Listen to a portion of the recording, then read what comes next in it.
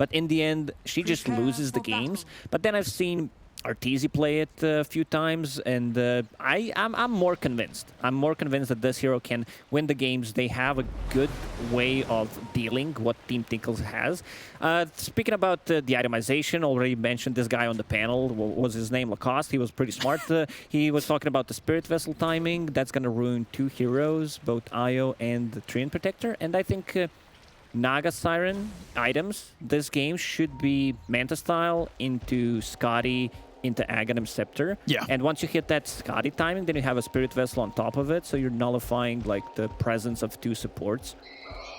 No, absolutely. And I think one thing that's definitely going to be very strong if Liquid don't get run over in the early game is, yeah, any time in that mid game, as long as Matu's had a decent start and he's not in the realm of getting burst completely, there isn't really anything Gaming Gladiators can do to stop him popping the song, right? There's no sort of silence, and there's not a lot of instant catch. Exactly. They don't have a stun, and they don't have a silence. So if they don't feel like fighting, Naga Siren ulti will pretty much always go off. And of course, the other way around, the offensive potential as well, certainly there. Having a hero like Disruptor to follow up on any sort of sleep setup that Matu's able to find. But we'll see what Gaming Gladiators could do, because obviously yesterday we had 2 very impressive games from them, where they just completely ruled the game from the early moments against Tundra. We'll see if they're able to pull out a similar caliber of performance against Liquid in this series. Mars starting with the Boots of Speed, and so far I see 3 heroes bottom for Team Gaming Gladiators.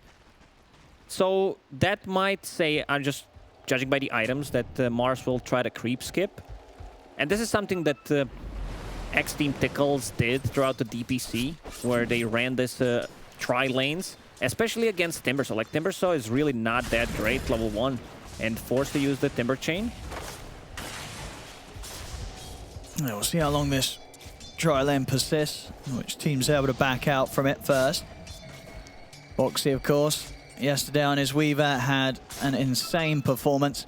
You would expect, usually, that they will put Timbersaw in 1 versus 1 scenario against melee strength hero, but they're prioritizing Matumba Man's farm, which I think in this case is good. Like, their tri-lane is not the strongest one. Like, Thunderstrike loses a lot of value. You're playing into a tri-lane. And look at the positioning from the Liquid support. They're trying to get the out of the XP range whenever there's like creep dying, so they want to get Timbersaw a bit more levels. Like, once they hit level 2, they're gonna be okay, I would say. The swarm value that you get, like connecting on 2+ heroes, if you like land that on 3 heroes, that's gonna be quite a lot. Yeah, absolutely. That top lane, if Matu gets away with farming this 1v1, which so far looks to be that he's totally okay with, 6-0 against the 5-for-1, they're trading farm. Matu, obviously, as the Naga Siren, having that high armor, not really needing to worry too much about the hits from the shield from the Mars. Like, he's going to be fine in that matchup. You're going to get that solo XP, solo gold, and obviously getting those early levels on the Naga Siren with the illusions and the passive. It's just going to speed up the moment that you're able to start clearing through the jungle as well. So this Naga Siren with this sort of start, you're just set up to get incredibly farmed incredibly quickly. And now we can see them hitting level 2, the swarm that I mentioned on 3 heroes, actually. Yeah, taking heavy damage here, Celery and Tofu. And also Draccio having to jump back over, barely surviving. I mean, so far, first couple of minutes, it does seem that the way that the lanes have been set up is favoring Liquid pretty nicely here. For sure. And we can go back to the itemization. Mars, starting with Boots of Speed. Boots of Speed, it's a wasted gold. This doesn't do anything in 1 versus 1 scenario against the Naga Siren. You already talked about the armor. Like, Matumba Man is going to get a complete free farm here. It'll be very interesting to see what the plan is from Gaming Gladiators off the back of these lanes setups. Mid lane, so far, Boom, 11 for 2 against the 12 for 5. So even on this front, and of course, Boom being the Ember, he's going to be able to make moves. Bottom lane, First Blood will go their way, as they are able to strike it onto Zion. This time around, Boxy and Insania weren't able to save him. So they've got to try and turn and take down Draccio. Another Shikuchi in. Draccio will jump over towards Insania, but the Shikuchi damage kills him off. Still, though, the kills favoring that of Gaming Gladiators down in this bottom lane, as they take down 2 and they only lose the 1. Draccio playing a bit too aggressive.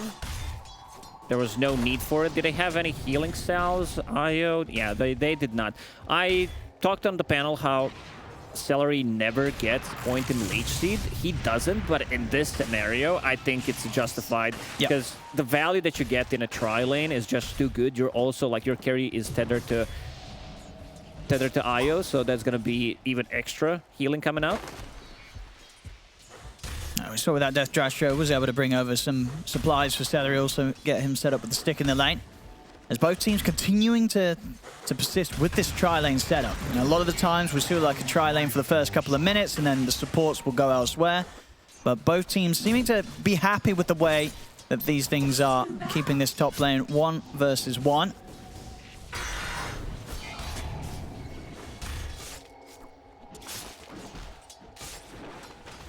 We'll see if that changes once Zai, I mean, he's hit the level 3.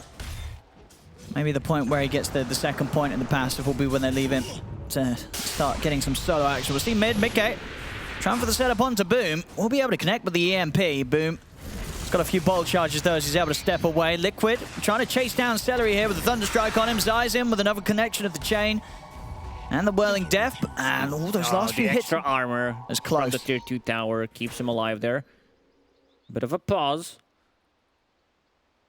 All right, but yeah, an interesting start to the beginning of this one.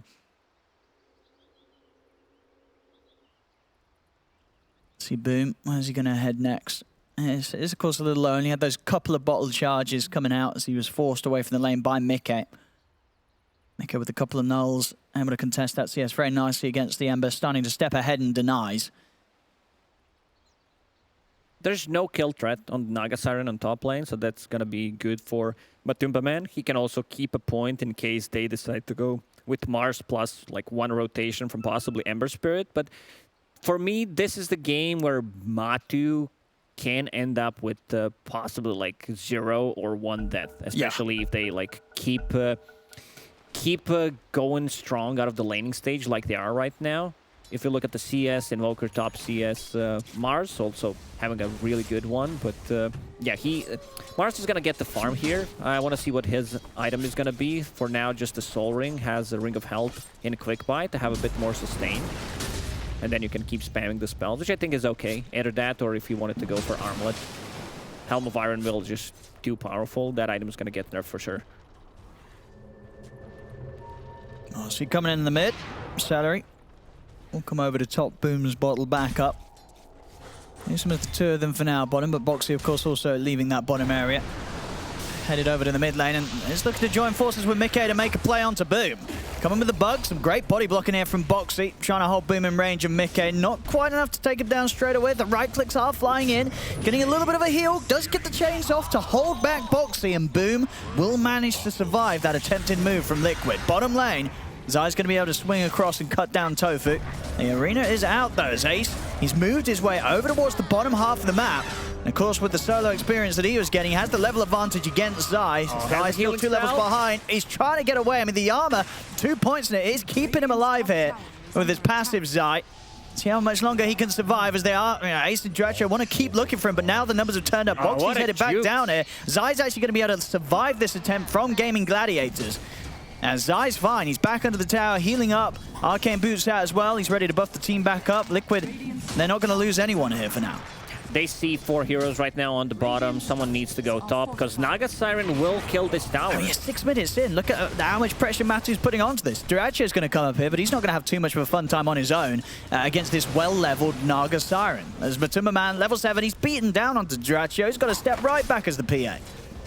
A lot of TP rotations. Mars TP bottom, which they needed to respond to the top lane. This is not the tower you want to lose, and also you don't want to lose towers early on, especially when you have Drain Protector in your own team. Matu, for now, playing a bit passive, but he will go. Like, I think he will just use the illusions and go kill the tower. Yeah, I mean, look at this. HP. Okay, there's still a catapult. And you get the wraparound. They've got the setup onto Duracho. As Mickey comes in with the combo, that's the PA gone. 7 minutes in, it's 3-3, less than 1k between it, but the difference between the carries is just going to be so huge early on with the way that things have set up. You know, Matu, he couldn't have asked for just a better start this game. He gets the solo lane, solo XP, free farm, it's going to be difficult for Dyrachyo to catch great. up with this. I mean, Dyrachyo will need to farm a Battle Fury, which is always going to be good against the Illusion type of heroes, but the Naga Siren comes online much quicker. And the supports from Gladiators, they're not aggressive. These are more counter-reactive supports. So Mars will need to be more active. Yeah, no, absolutely. They need Mars and Boom, Ace and Boom to do some stuff to deal with the fact that Matu's getting a very free game so far. Boxy will be found. Dyrachyo back in the game with the help of Celery, manages to take him down.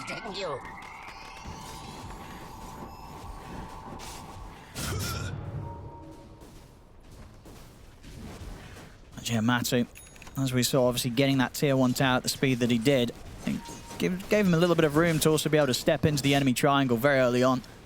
Take a camp or two away from them.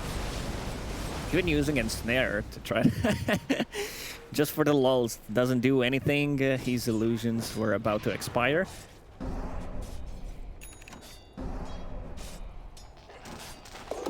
So he's setting up around mid, maybe. Ace, he's got Arena ready to go. Bottom tower is under attack. Ideally, they want to try and find Matu. Mickey would also be a great find. Boxy will scout things out. Now they're going to drop the Arena just for Boxy here. They'll take him down. And they will have their mana drained by the EMP, and they won't get anything more out of that. So, I mean, yeah, Gaming Gladiators just showing that they are happy at the moment to drop these big ultimates just to secure support kills. That does mean 70 seconds now, where there's probably not a lot of concern that Matumaman or Mickey are going to have about Ace's potential movements. You know, Matu, I really feel like he's just having a dream game so far. Hey, it does not get better than this. He's off to... It's not just, you know, him having a free farm.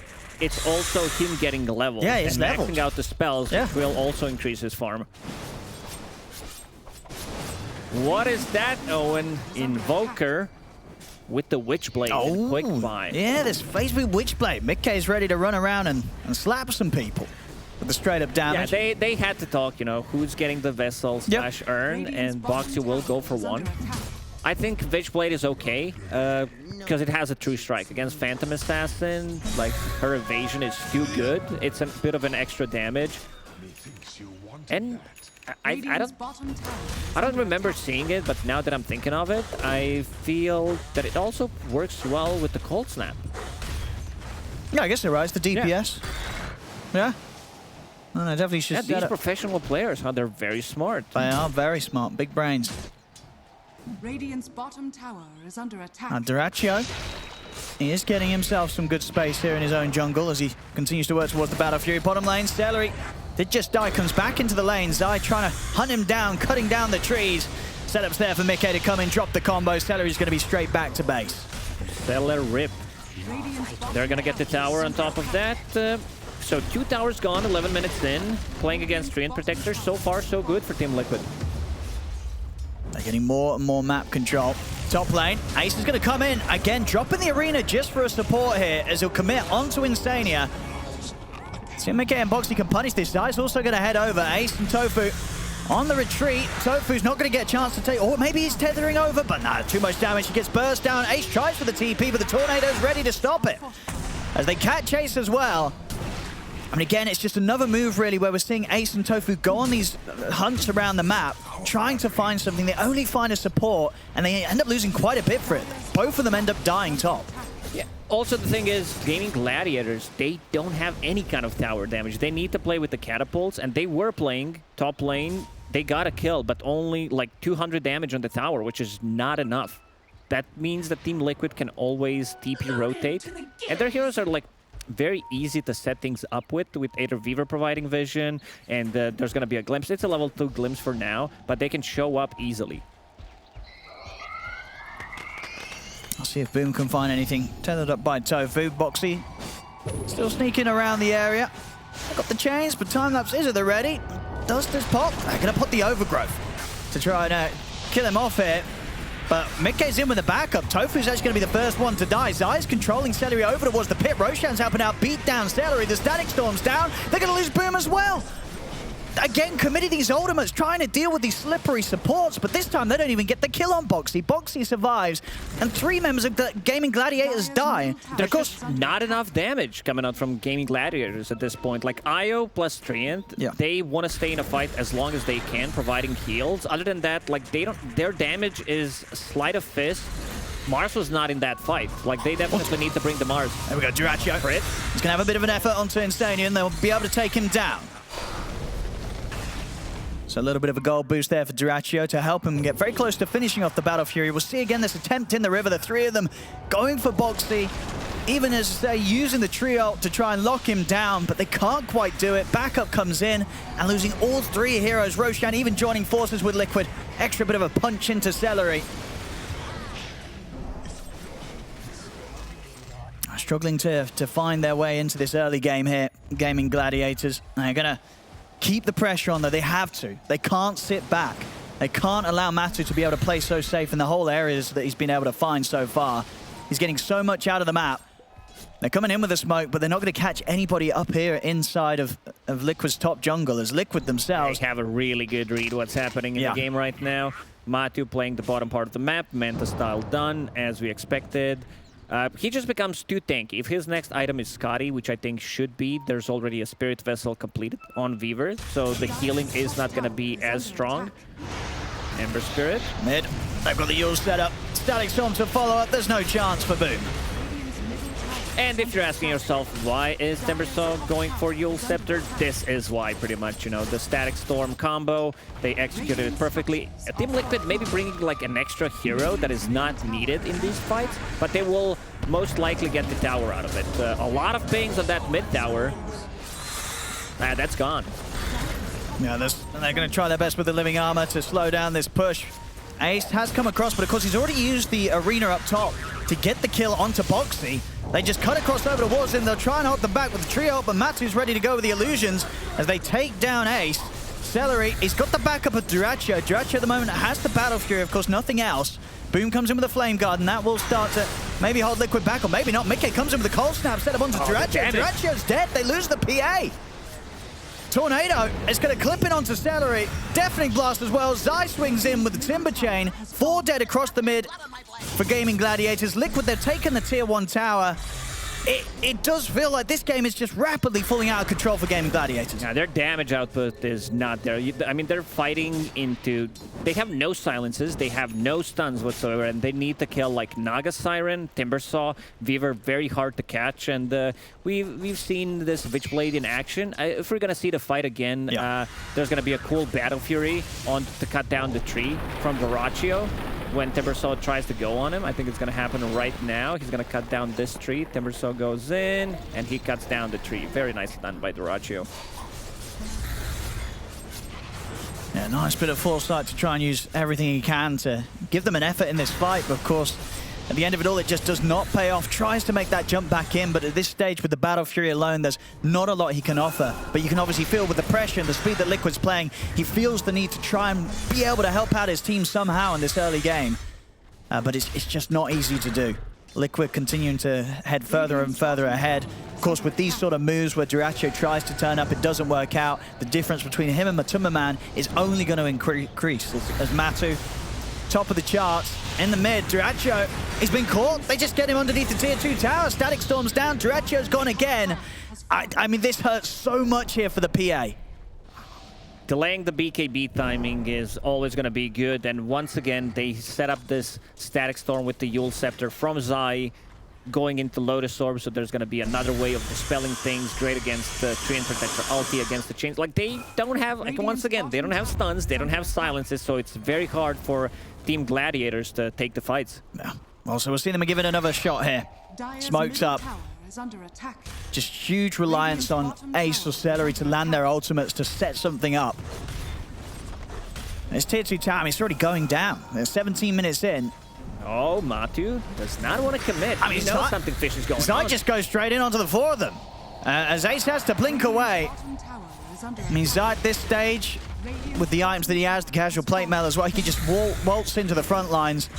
Gaming Gladiators, they don't really want to go on him. They have to back off. The space is there. 17 minutes in. Liquid take that bottom Tier 2 tower.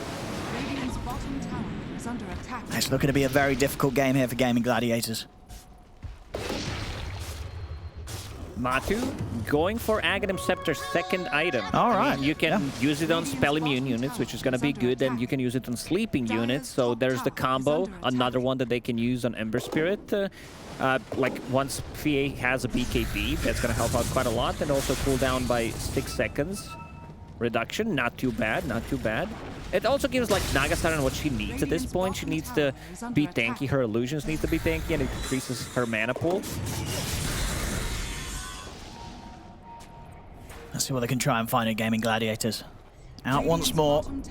They couldn't find a move down bottom around their tier 2. Maybe they can get in offensively and catch Liquid off guard, but if the moments so far have been anything to go by, we are seeing that Liquid are staying a step ahead most of the time of these moves that Gaming Gladiators are trying to bring against them. It's been very, very hard to catch them by surprise. Zai. He's going to get his eyes on Ace in the mid. Straight over, and with the Yule setup, cold snap from the low ground. They're going to try and come over the hill. Tofu's able to save him top, but it doesn't matter. Still dies inside of the base. Oh, he died from Witchblade. Yeah. Radiant's middle tower. And damage just a little too much. Tofu, great effort to try and keep Ace out of the danger, but wasn't able to do enough. And now, of course, being brought back out onto the map, Tofu will also fall.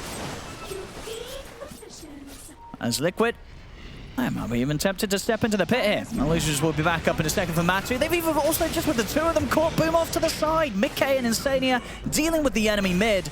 When one team is doing Roche and getting a kill on a core, you know things are not going well for you. And now inside the pit, they have enough sustain with the illusions, with the Timber Saw tanking it, and also a lot of minus armor from the Swarm, and also Naga Siren. It should be enough. I mean, I said that Matu most likely is not going to die this game. I think now with Aegis, it just doesn't seem likely. No, I think what we saw yesterday was it Mickey with a very impressive KDA for Liquid. I think, you know, Matu's seen it as a bit of a challenge. He wants to keep his just as clean today. Of course, Mickey is still leading that challenge rather nicely. Him on his Invoker 4-0-12.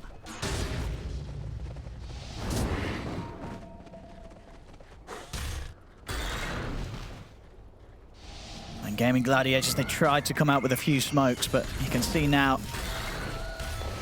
losing sort of a bit of options to try and get something done. We'll see the jump in Ace is able to open things up onto Mickey. Now coming across as well with Boom on the Ember Spirit, but Mickey is going to be able to step out to the side. Celery's already gone down. Boom, he's got to run. Quick remnant off to the side is Boxy's just bullying back Tofu and Boom up to the high ground of the base. The Vision's there for the glimpse back on Ace. As he's dragged back underneath the reach of Zai, Mickey comes back in with the cold snap and the right clicks. Ace is going to die outside the base. There's no escape for him. They'll set up with the ensnare. Sunstrike won't hit, but it doesn't matter. Matu ruins the Sunstrike with the ensnare. Maybe it's better if Matu just keeps farming, you know, like he did game 1, game 2 yesterday. They were pretty much playing 4 versus 5. They need him for tower damage. They definitely do, especially against the Treant Protector. How's Phantom Assassin doing? BKB done. It needs to use the courier, but still very limited in terms of damage department. Dire's top tower is under attack. Yeah, I mean, you'd imagine what in these fights at the moment with the BKB. I mean, Insania's got a Ghost Scepter, so the most vulnerable of their heroes has got a way to survive if he gets jumped. So it's not really like that just popping the BKB is going to give Jirachi that chance to commit on a hero and take them down. The other targets, Weaver, Slippery, and then Box, and then, you know, Zai, Mickey, and Matu, they're not dying. Oh, and you know that carries are not going to buy dust and try to kill Weaver. That's true. Weaver should feel pretty safe. Yeah. Rest of the heroes have enough HP and sustain, especially Timber. So like Zai only died once, and that was in the laning stage. So all 3 cores have 1 death combined inside of Liquid. Maybe with this smoke they can get Mickey. They get him with the jump. Arena Spear combo will land. They fully focus Mickey. Mickey finally gets cut down there by the Slight Fish, but the song is there. Onto the 3 of them. Dracha's able to jump down to the low ground, but of course the rest of the 2 of them, both Ace and Celery, left to be caught in the combo.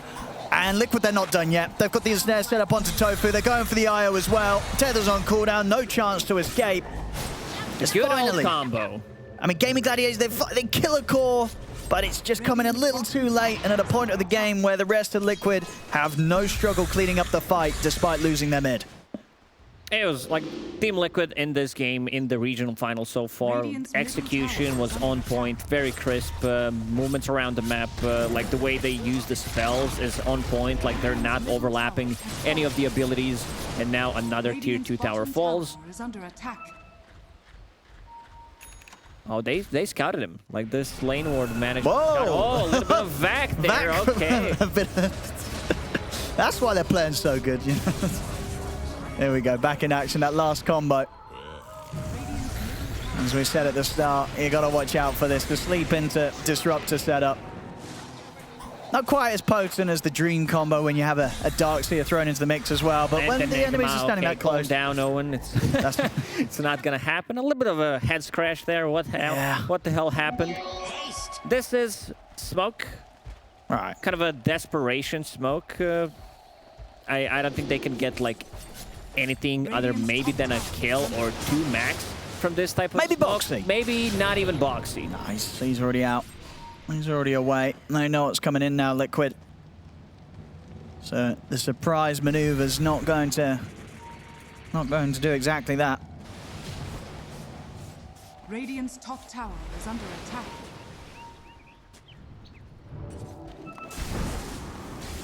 Very tough spot for Gaming Gladiators right now. Are fortified.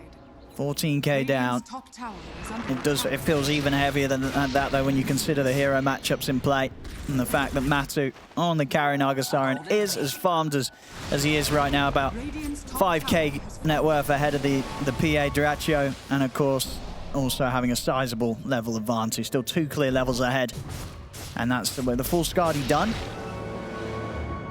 Yeah, it is. Full Skadi done now on top of the Manta, the Aghanims for Matu. Just 24 minutes in. Celery's dead. Doing a position 5 things, breaking the smoke. Dyrachyo. Was he? Will try. Whoa! Whoa! Oh, Mickey was ready. I mean, I guess he was going for the illusions, but as it was, Dyrachyo kind of jumps in on this. It should be okay because he's got a BKB. I say he's got a BKB, but he hasn't got a TP. Oh, he does now. He just got it delivered. His courier coming in clutch there. Oh, there we go. Oh, there we have it. Aghanims Naga Siren. Put a stop to the escape. Dyrachyo's dead. And Dyrachyo tips him. He's like, oh man, this Aghanim Scepter really good against BKBs.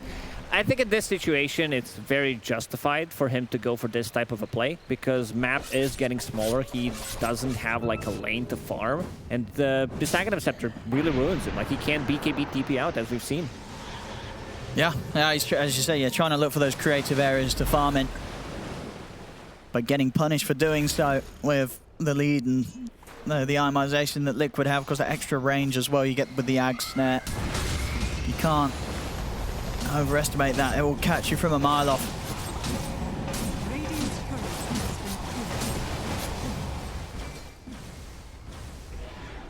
Want to see Boom? Has he nearly got his BKB? Oh, okay, BKB and he's getting his bots next. And maybe with the BKB, maybe the two of them sort of jump in and commit onto Insania. They can start the fight off, but ruin Insania. I think just kill Insania. You know, this could be one of those games where you know, with the classic sort of where you're getting stomped, you smoke up, you kill the support, and then you call GG.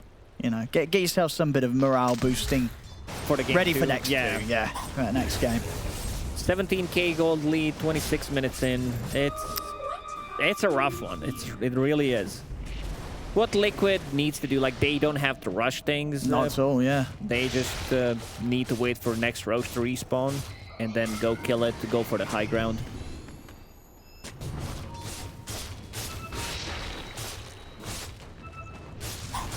Yeah, a lot of weight on Dyrachyo. PA can carry some pretty heavy games. This would definitely be one of the heavier ones against a very stacked Team Liquid. As Liquid, they're going to be up to the high ground. See what sort of answer we get from Gaming Gladiators. Smoke up once more. This is one of the most obnoxious things to play. When you want to do some chip damage on the towers, you're playing against Train Protector, and then he just says, well, I'm just going to remove all that effort that you put last 2 minutes. There we go. There we go. Then Stania's gone.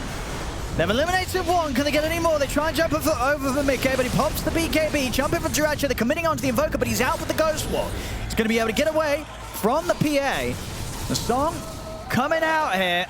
As Matu's got his eyes with the root onto Boom, but the arena's down. They get the combo onto Matuma Man. Matuma Man getting low. Can they finish him off and pop the illusions? Matu's still alive, but finally he falls. They've killed the Naga Siren. It's a big kill. Buybacks coming out from GG. Let's see what more they can get. Boxy looking towards Ace. Ace up to the high ground. Sunstrike won't kill him. Jump forward onto Boxy and get the chains connection. They'll take down the Weaver as well. They had to commit a couple of buybacks here, Gaming Gladiators, but they take a fight.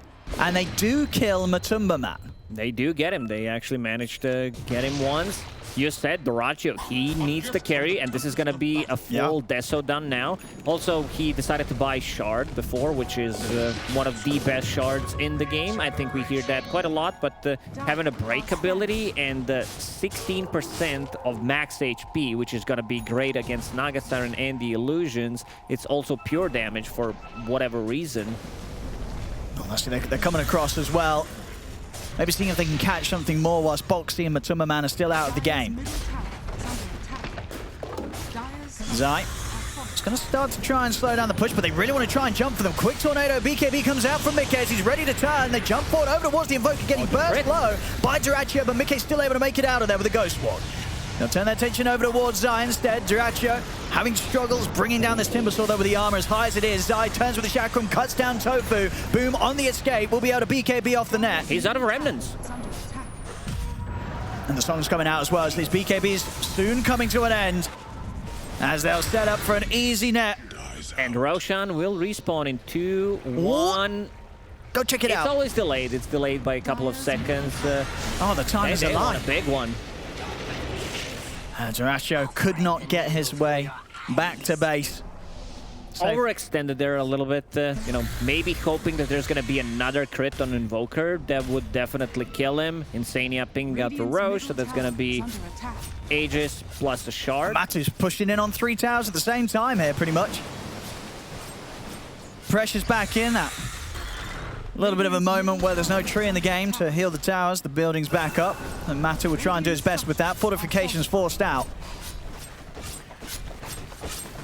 Well, yeah, they'll keep the push on. They're more than happy settling to go back for Roche if a successful defense comes in from Gaming Gladiators.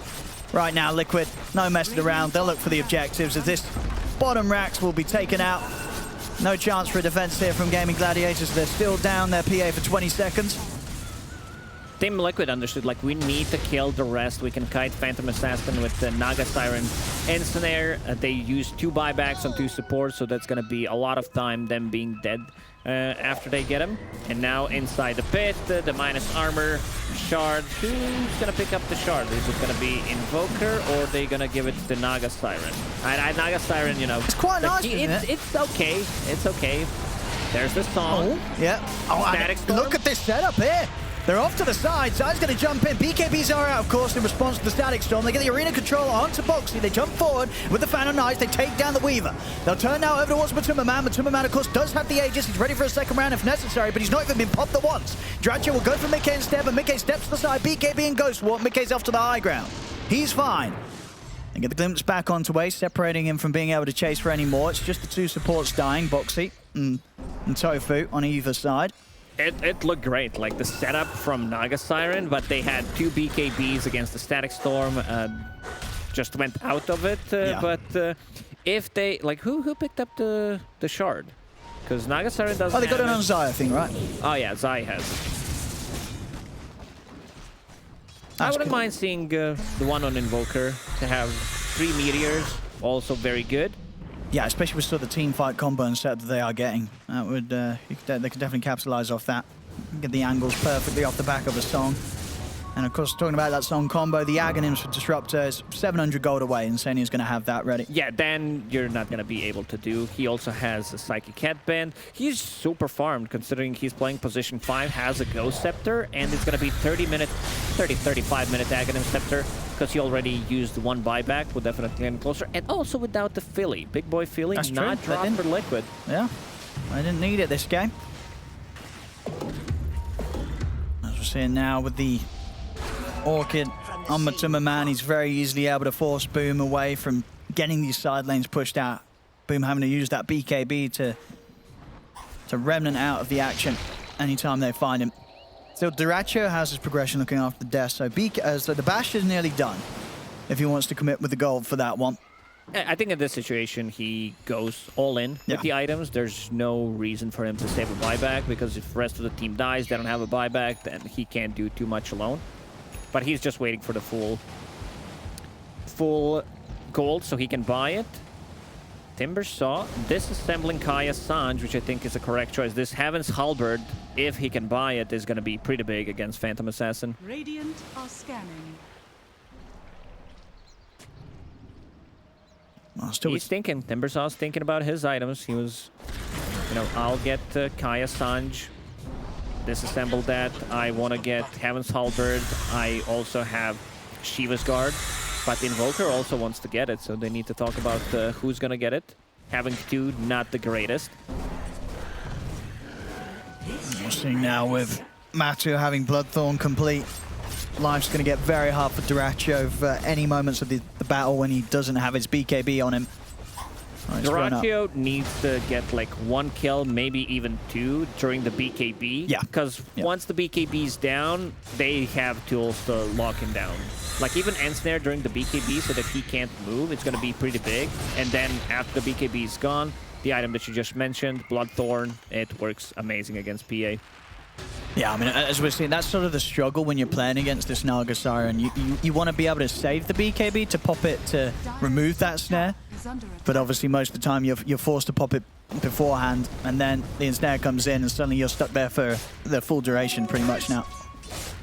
Or close to. It heavily limits your ability to get, as you said, those necessary kills that you need to as a PA to have any chance of swinging the fight in your team's favor. Radiant's top tower is under attack. Liquid is keeping all 3 lanes shoved in. Ready to swing round onto the top and start eyeing up another set of high ground buildings here. Take away from Gaming Gladiators. They'll look for Dyrachyo.